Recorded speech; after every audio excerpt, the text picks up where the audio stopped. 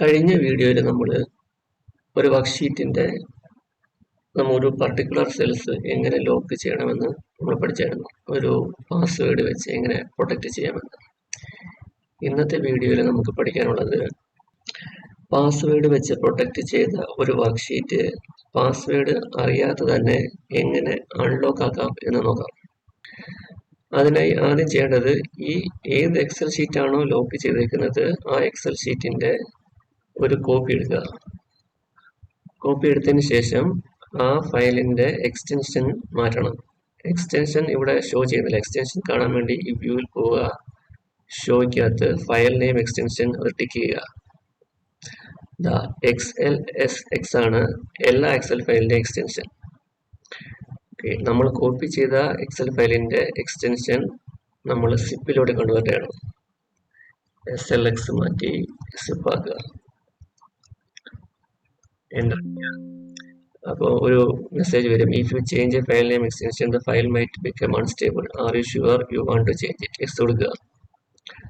ഇപ്പോൾ ഇത് സിപ്പ് ഫയലായി. ഇനി ഇത് സിപ്പിൽ ഓപ്പൺ ചെയ്യുക. ഡബിൾ ക്ലിക്ക് ചെയ്യുക. സിപ്പിൽ ഓപ്പൺ ചെയ്യുമ്പോൾ ഇത്രയും ഫോൾഡേഴ്സ് വരും.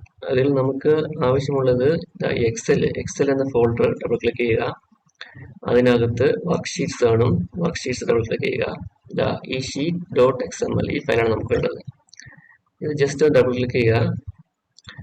ഡബിൾ ക്ലിക്ക് ചെയ്യുമ്പോൾ ഇത് കോഡ്സ് ആണ്. ഇതൊന്നും നമുക്ക് ആവശ്യമില്ല. നമുക്ക് വേണ്ടുന്നത് Ctrl F കൊടുക്കുക. ആവശ്യം വരും. അതിനകത്ത് പ്രൊട്ടക്ഷൻ വെറുതെ ടൈപ്പ് ചെയ്യുക. പ്രൊട്ടക്ഷൻ ഇവിടാണ് ഇതിൻ്റെ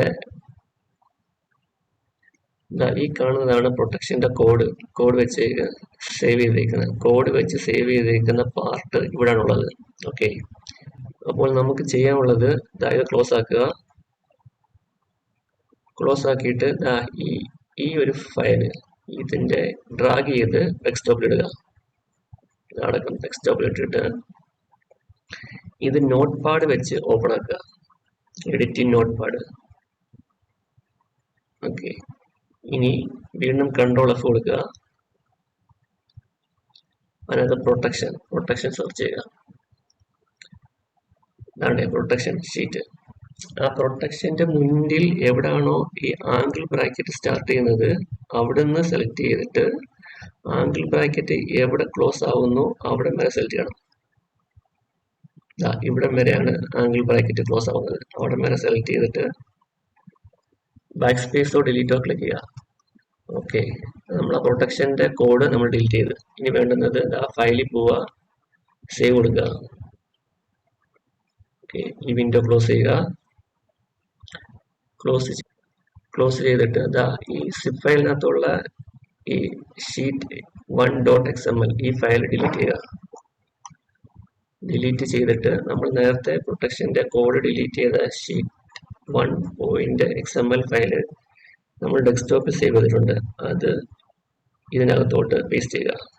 ഓക്കെ, ഇനി ഇത് ക്ലോസ് ചെയ്യുക. ക്ലോസ് ചെയ്തിട്ട് വീണ്ടും ഇതിൻ്റെ എക്സ്റ്റൻഷൻ XLXലോട്ട് കൺവേർട്ട് ചെയ്യുക. റീനെയിം ചെയ്യുക. XLSX എൻ്റർ എസ് കൊടുക്കുക. ഓക്കെ, ഇനി ഈ എക്സൽ ഫയൽ ഒന്ന് ഓപ്പൺ ആക്കി നോക്കുക. നമുക്ക് എഡിറ്റ് ചെയ്യാൻ പറ്റും.